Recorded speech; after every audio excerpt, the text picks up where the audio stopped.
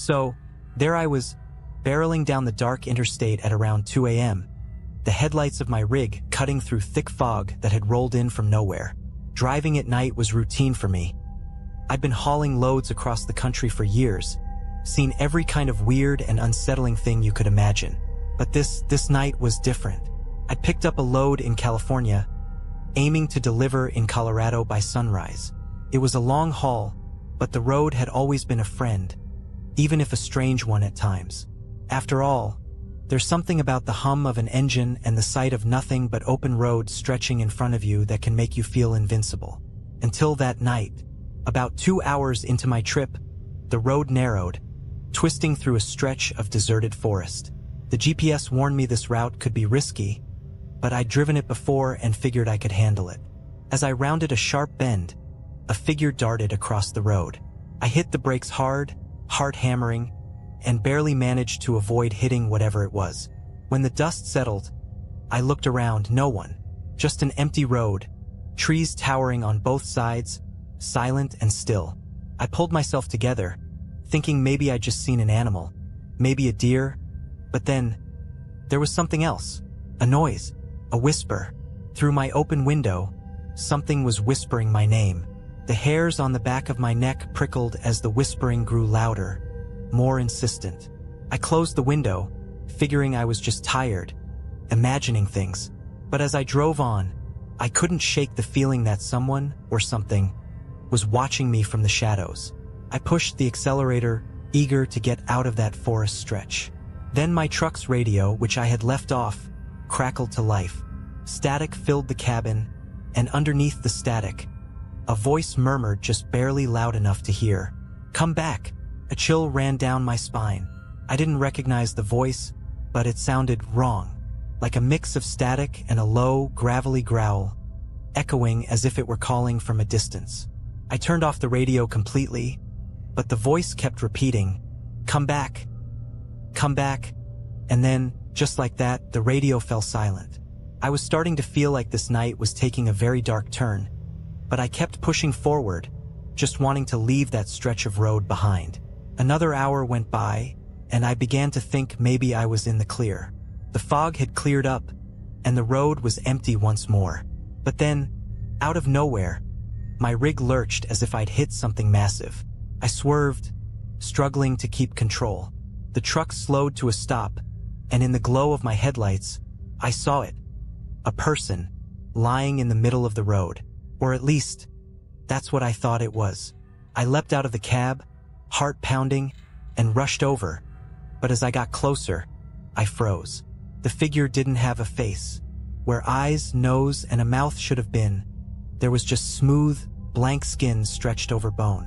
It lay there, motionless, its arms twisted at impossible angles.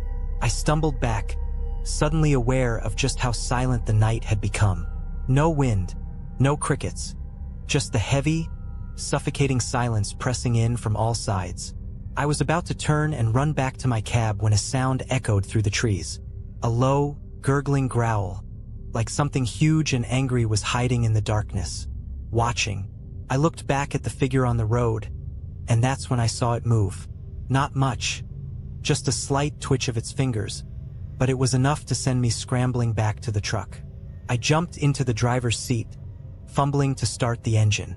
The headlights caught something else moving on the side of the road. More figures, all identical, all faceless, slowly emerging from the trees. They stood there, staring, or whatever they did with those smooth faces, right at me. With a shuddering gasp, I slammed my foot down on the accelerator and peeled out of there. My headlights cut through the darkness, revealing nothing but the empty road ahead. But as I sped away, I glanced in the rearview mirror and saw the figures following me. The figures didn't run. They didn't even walk. They just appeared, like static on a TV screen flickering closer each time I glanced back.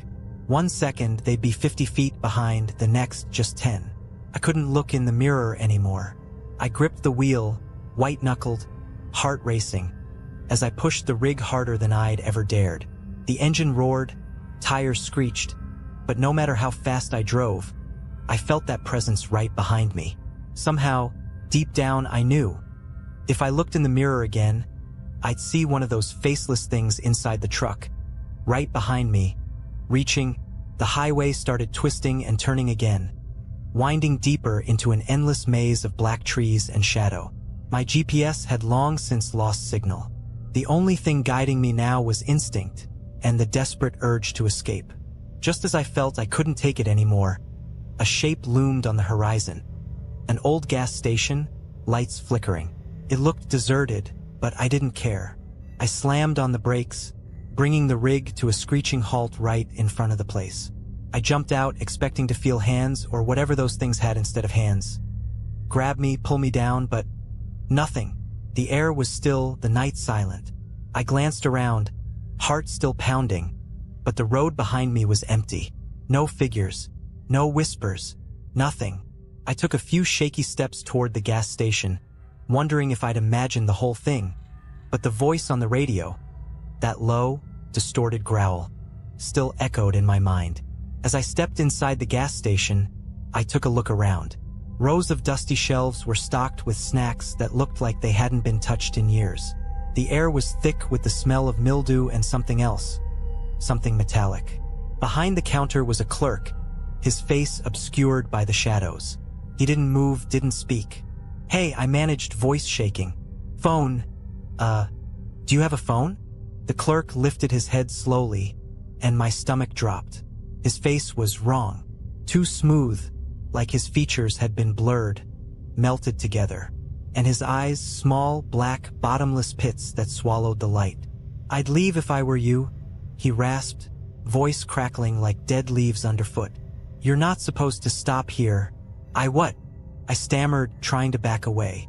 "They don't like it when you stop," he said, and his mouth twisted into a grimace, teeth too sharp, too white, in the dimness. "You'd better get back in your truck and keep going. Otherwise, they'll find you." I didn't need to be told twice. I turned and bolted out of the gas station, practically diving back into the cab. As soon as I slammed the door shut, the headlights flickered on by themselves, casting their eerie glow across the empty road. Only, the road wasn't empty anymore. A figure stood directly in the beam of my headlights, just a few feet away. It had no face, just like the others, but this one was wearing an old, torn trucker's jacket, like it had once belonged to someone like me. And draped over its shoulders, barely visible in the dim light, was a chain, thick, rusty, with a padlock that looked as old as the road itself. The thing tilted its head to one side, almost curious, and then it took a step forward. My foot slammed on the gas before I could think. The truck lurched forward, headlights blazing as I barreled right toward it. But the figure didn't move. It just stood there, waiting, and as I passed through it, as if it was made of mist, my whole body went ice cold, a chill that froze me to the core. The radio crackled again. "Turn back," the voice whispered, as if it was right next to my ear, making the hair on the back of my neck stand up. "Turn back." The truck roared forward, but the road in front of me wasn't the road I remembered. The familiar twists and turns were gone. Instead, I was hurtling down a straight, narrow stretch lined with endless black trees. No landmarks, no signs, just an endless path that seemed to go on forever. I glanced at the clock on the dashboard. It was stuck on 2:37 a.m., the digits flickering weakly. My GPS was blank, no signal, no map, just a hollow, empty screen. I tried the radio again, desperately twisting the knob, but all I got was that same low, static-laced growl. It droned on, maddening, echoing through the cab like it was trapped with me. Then headlights appeared in the distance, a massive set, like those of a semi barreling toward me at full speed. I honked the horn, flashing my lights, trying to get the other driver's attention. But the lights didn't budge. They just kept getting closer, faster, brighter. My heart pounded as I gripped the wheel, hands slick with sweat. The headlights bore down on me until they were blinding, consuming everything in their beams. I couldn't see the road. I couldn't see anything. And just as the lights reached me, I braced for the impact, and then silence. I opened my eyes, heart still racing, and realized I was parked at a rest stop. A regular, run-down, quiet rest stop. The cab was still, the headlights shining onto an empty lot surrounded by dark trees. The clock read 5:47 a.m., and a faint, grayish light crept over the horizon. Morning was coming. I sat there for a few moments, shaken, wondering if I dreamed the entire thing. My fingers were stiff and aching from how tightly I'd gripped the wheel.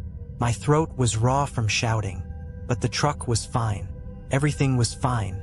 I was parked like I'd just pulled over for a break. In a daze, I climbed down from the cab, rubbing my eyes.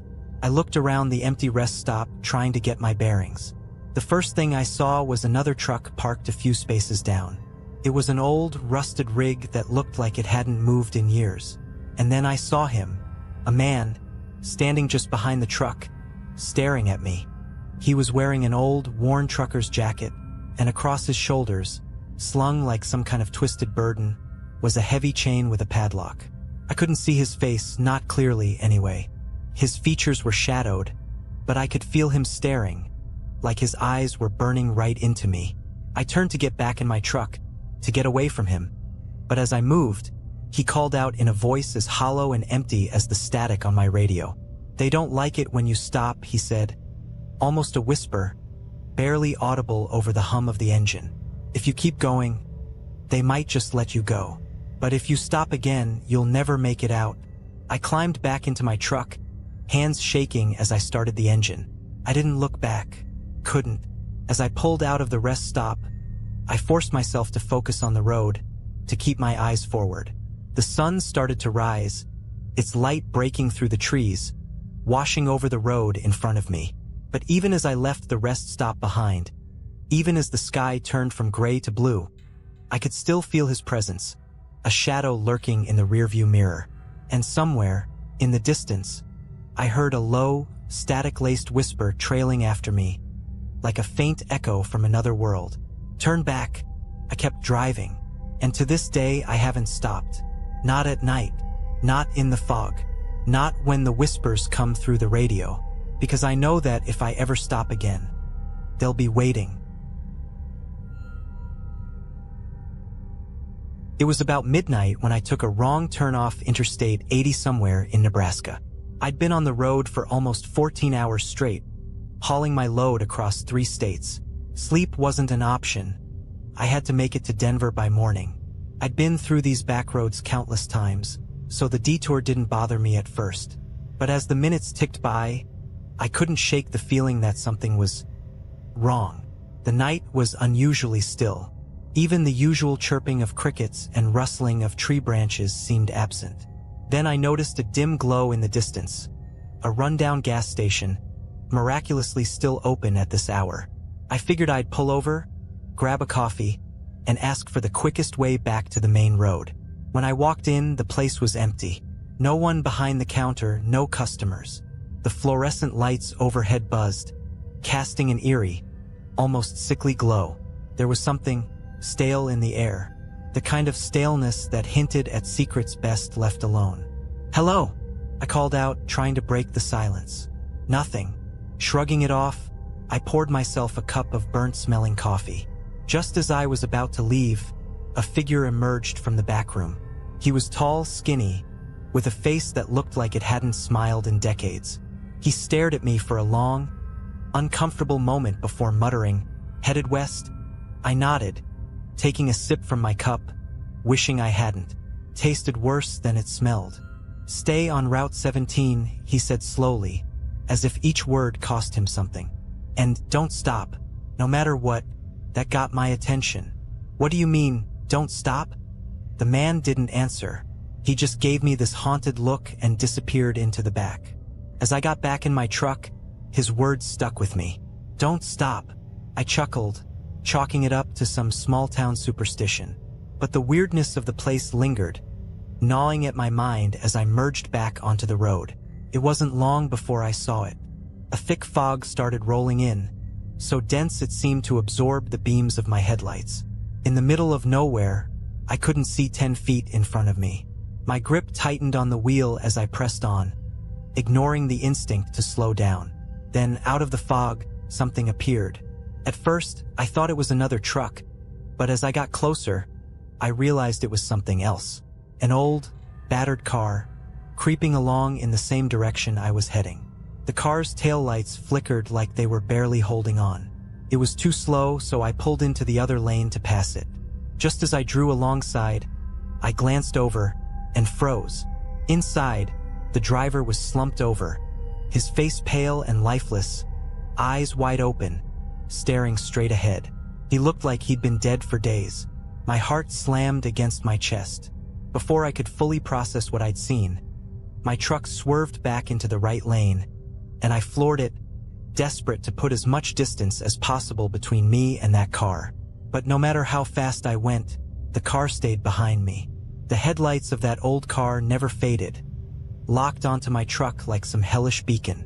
I kept glancing at my mirrors, hoping to lose it around a bend, but every time I checked, it was right there, close enough that I could almost feel the driver's dead eyes boring into the back of my skull.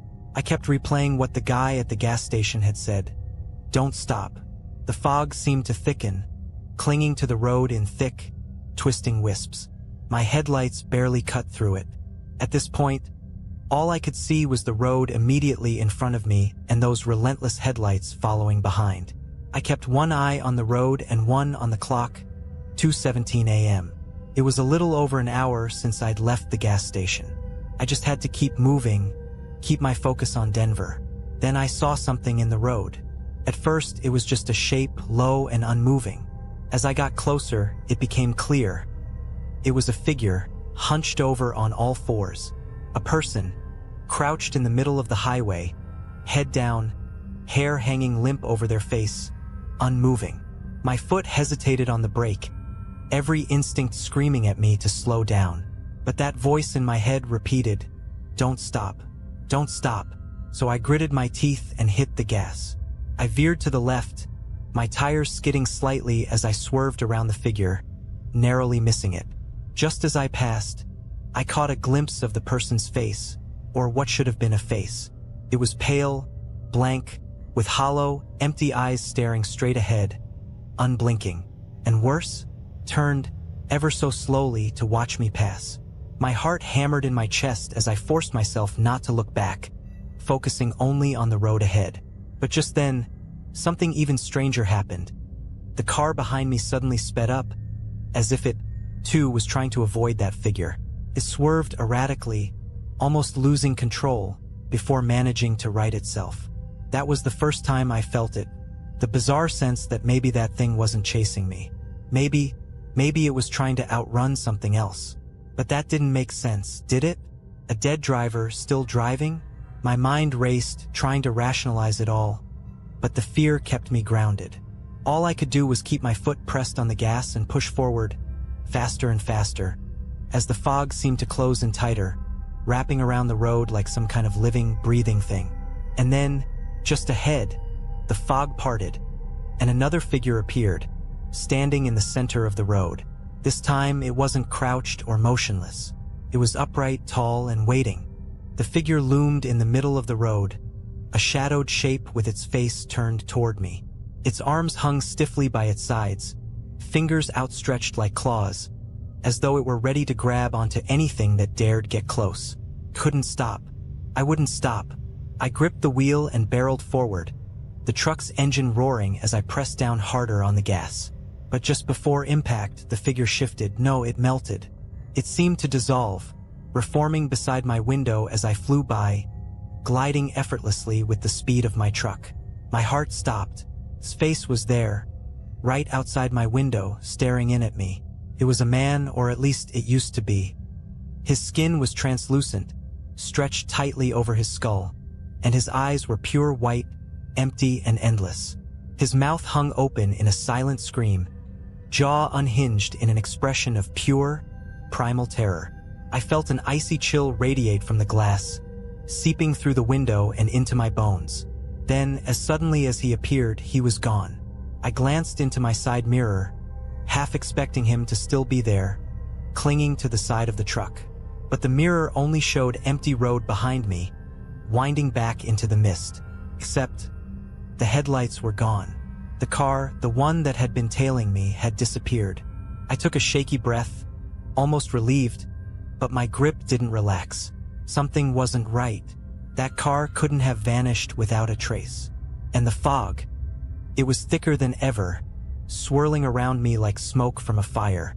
I felt trapped, like the road was shrinking, closing in. That's when I heard it. The unmistakable sound of footsteps on the roof of my truck. Slow, deliberate footsteps, moving from the back of the cab toward the front. I couldn't make sense of it. There was no way anyone could be up there. We were still moving at high speed. But the sound was undeniable.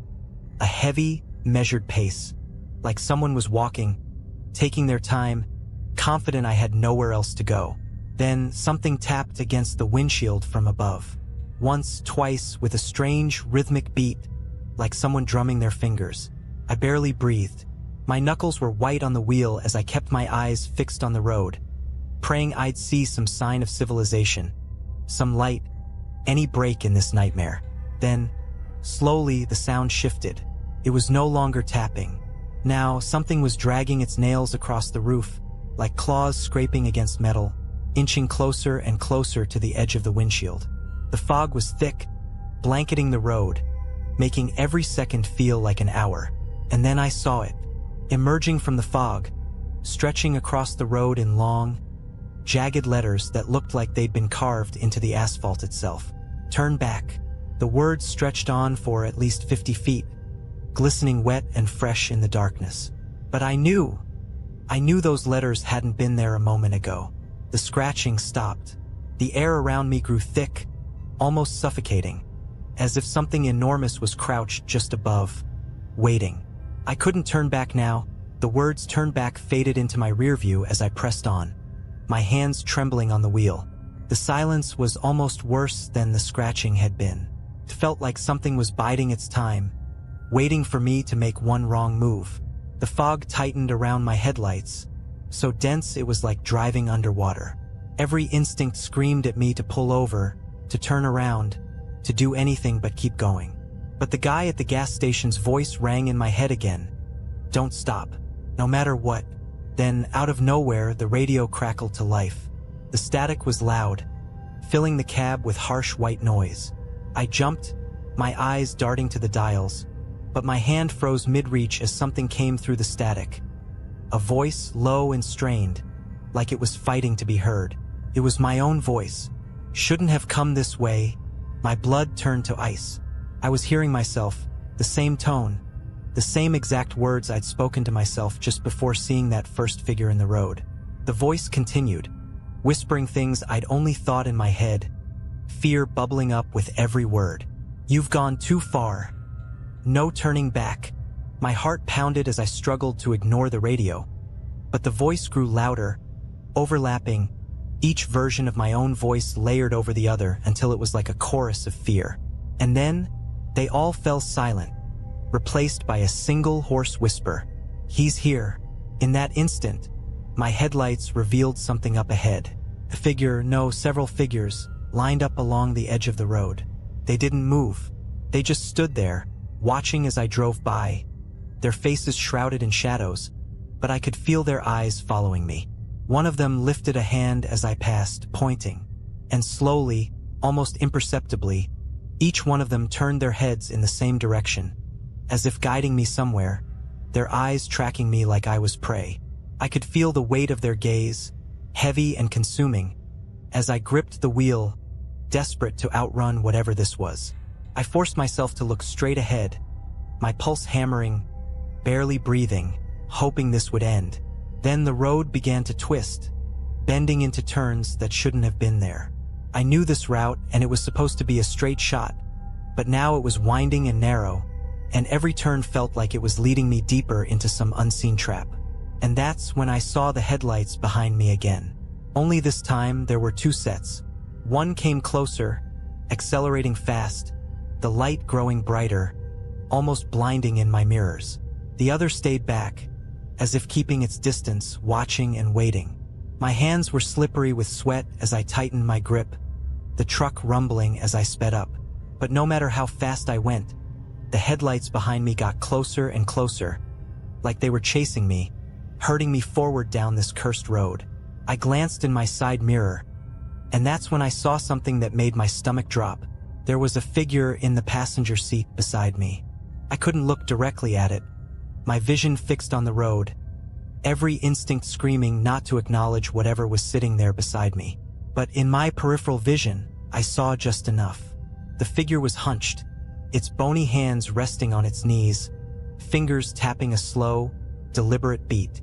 Its skin was gray, taut, and corpse-like, stretched over a face that was turned toward me, unblinking. Its eyes were pits of darkness, endless and consuming, and even without looking straight at it, I felt its gaze boring into me. It leaned closer, the stench of rot and damp earth filling the cab, pressing down on me.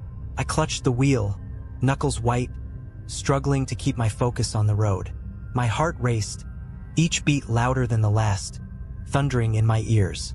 The voice on the radio returned, faint but unmistakable, whispering the same words over and over. "He's here. He's here. He's here." I pressed down harder on the gas, the truck roaring as I tried to outrun the voice, the figure, the headlights chasing me. But no matter how fast I went, the road kept twisting, leading me deeper into some unknown place, the fog thickening, the turns sharper, narrower, until I barely had control. The figure beside me shifted. Slowly, it raised one skeletal hand and pointed forward, guiding me.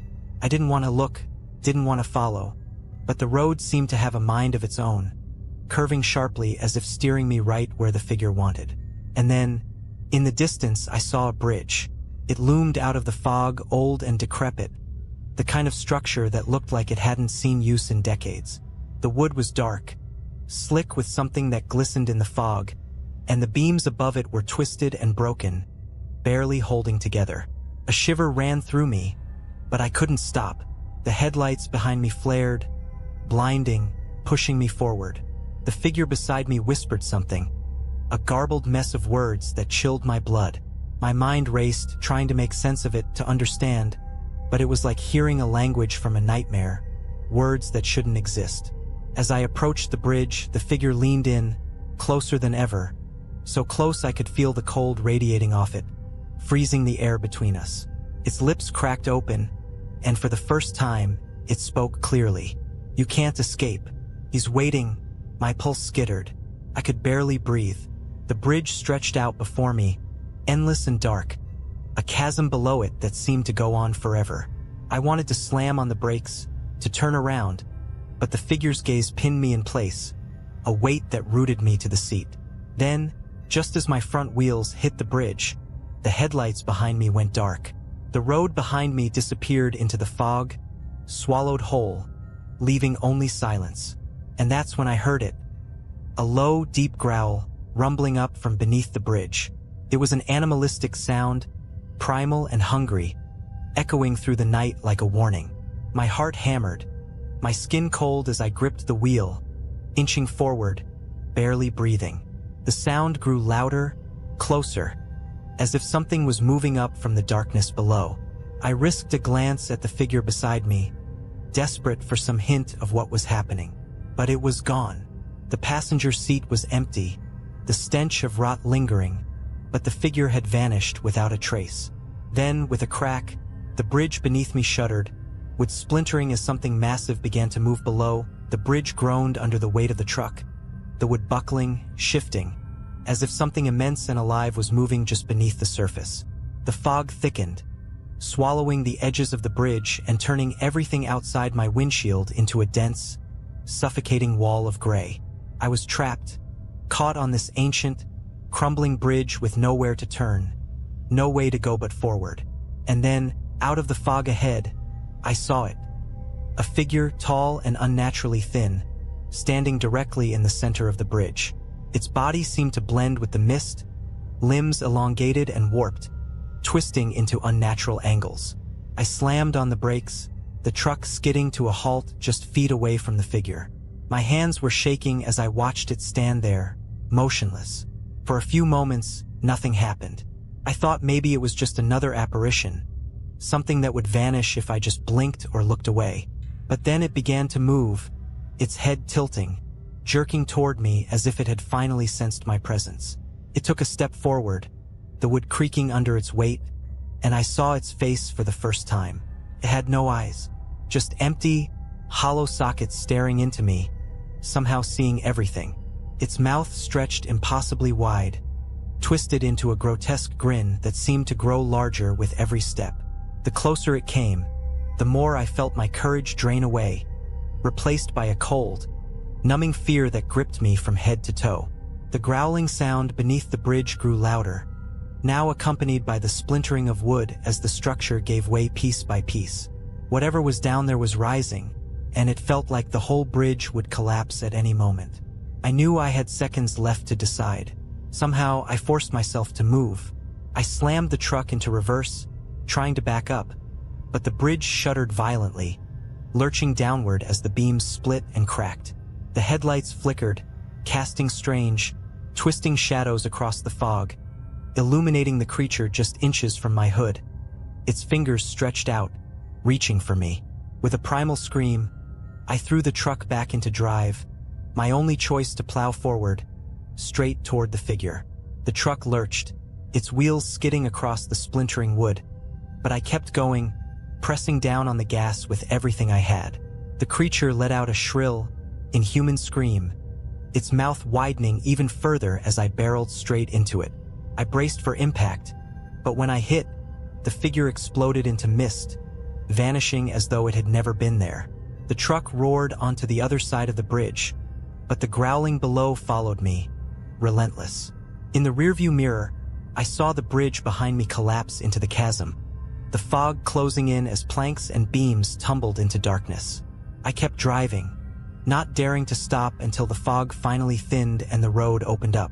My heart pounded as I reached a crossroads, the signs pointing toward Denver glinting under my headlights. It was over. Somehow I'd made it. But as I rolled to a stop to catch my breath, something caught my eye in the rearview mirror. Just a glimpse, but enough to send a cold chill down my spine. In the shadows at the edge of the road, barely visible in the dim light, was the figure. Standing there, motionless, its hollow eyes locked onto me. I didn't wait. I slammed the gas, tearing down the highway, heart racing, knowing that I'd left something back on that bridge, but something else had followed me. I never liked taking the night shifts, but as a truck driver, you don't always get a choice. You just take the load and go. That night, the dispatcher called late, saying they had a last-minute job for me. A run out to a small town in the middle of nowhere. One of those places that barely appears on a map. And yeah, it sounded a bit weird. The guy on the phone wasn't our usual dispatcher, just some low voice with too much static in the background. But it paid double and I wasn't about to turn that down. I should have turned it down. Around midnight, I was on a narrow highway, trees dense on both sides, swallowing up any light besides my headlights. The road was dead empty. Not a single car passed me in the last hour. Radio static buzzed quietly in the background, the only sound besides the hum of the engine. A good way to stay alert, I told myself. But something in the air felt wrong. The kind of feeling you get when someone's watching you, even if you're all alone. After a while, I started noticing strange signs along the road. Nothing like the usual mile 25 or no littering ones. These were old, rusted, barely hanging on their posts. I squinted as one came into view. It had no words, just a hand-painted symbol of a twisted figure. Its head was cocked to one side, its limbs longer than humanly possible. That uneasy feeling grew worse. I turned my eyes back to the road, shaking it off as just some prank from local kids. But then the radio crackled louder. Through the static, there was a faint voice, just a whisper, like someone far off. "Turn around," it said. Then, nothing. I laughed a bit, chalking it up to a prank or my own sleep-deprived mind, but I turned the volume down anyway. After about 20 minutes, I saw something in the road up ahead. A silhouette, maybe 30 yards away, walking along the edge of the highway. Just a shadow in the glow of my headlights. At first, I thought it was an animal, but as I got closer, I realized it was a person. They wore a long, tattered coat and didn't seem to notice my truck barreling down behind them. It wasn't until I was practically on top of them that they finally looked up. Their face, if you could call it that, wasn't right. The features were blurred, almost melting together like a half-formed clay sculpture. Eyes too large, mouth stretched into a frozen, unnatural smile that twisted at odd angles. As I sped past, their gaze snapped to meet mine, unblinking. I felt a shiver crawl up my spine. I knew I should have kept driving, but I slowed down, glancing in my rearview mirror. There was no one there, just the empty road behind me. I sped up. The voice on the radio came back, crackling with static. Louder this time. "You need to leave." I pressed the power button, trying to turn it off, but the voice kept coming, scratchy and distorted. I hit the button harder. Nothing. Then, a burst of static cut through the silence, and I heard the sound of footsteps. It sounded like someone was running, bare feet slapping against cold concrete, and it was getting closer. My heart raced. I stomped on the gas, forcing my rig to go faster down that winding road. My eyes were glued to the rearview mirror, watching the empty road behind me. And then I saw it. That twisted figure was back. Not walking this time, running. Its long, distorted limbs pumped furiously, its misshapen face fixed in a grotesque grin, and it was keeping pace. I forced my eyes forward, praying that whatever it was wouldn't catch up. The radio static exploded again, deafening this time, and I heard a scream, sharp and piercing, like nails dragging across my mind. My vision blurred for a second, my grip slipping on the wheel, and the truck veered slightly before I managed to steady it. Just ahead, a shape emerged from the trees lining the road. A man, waving his arms frantically in the middle of the highway, his eyes wild with panic. I swerved, barely managing to avoid him. My brakes screeched as I brought the truck to a halt, my heart thundering in my chest. I looked out the window, but the man was gone. Nothing but the empty road stretched out before me. I told myself to keep going, just get the hell out of there.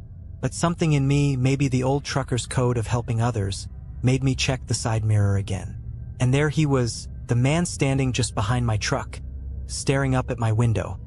His eyes were wide, mouth gaping open as if he were silently screaming. I didn't dare get out. I just stared back at him, feeling my skin prickle with cold dread. He took a step forward, his hand reaching up to the door handle. I floored it. The truck roared as it leapt forward, leaving that figure behind in the swirling dust. I didn't look back, not once. I just drove, faster than I ever had, the trees blurring past as the road stretched out in front of me. Hours later, I finally saw the lights of a gas station, a sign of life. I pulled in, barely able to keep my hands steady as I climbed out of the cab. The attendant looked at me, eyes narrowing as he took in my pale face and trembling hands. "You all right, buddy?" he asked. I opened my mouth to answer, but I couldn't find the words. How could I explain what had happened? Then I glanced at the window of the gas station and froze. There, reflected in the glass, was that figure, standing just behind me, its twisted face smiling back at me through the night. I stumbled back, blinking hard, praying that my eyes were playing tricks on me. But there it was, clear as day in the reflection. A contorted figure with that wide, unnatural grin, lurking in the shadows just beyond the gas station's glow. I whipped around to face it, fists clenched, ready to defend myself. But there was nothing there, just the dark, empty road stretching back into the woods. The gas station attendant tilted his head, watching me with concern. "You sure you're okay, man?" I took a shaky breath, wiping sweat off my forehead. Yeah, I just thought I saw something. Long haul, huh?" he said, not convinced. "Need a coffee? Bathroom?" I nodded, feeling stupid for letting some hallucination shake me up this much. "Yeah, coffee, please." Inside, the fluorescent lights were harsh, casting everything in a sickly white glow. The place was silent. No music, no hum of fridges, just that thick, uncomfortable quiet. I moved to the counter, drumming my fingers while the guy poured me a cup. I couldn't help but glance over my shoulder, scanning the glass doors to make sure I was still alone. As the attendant handed over the coffee, I felt an overwhelming urge to just talk to someone, to explain what I'd seen, to ask if he'd ever experienced anything like it on this highway. But before I could say a word, I noticed something odd on the guy's arm. It was a tattoo right above his wrist,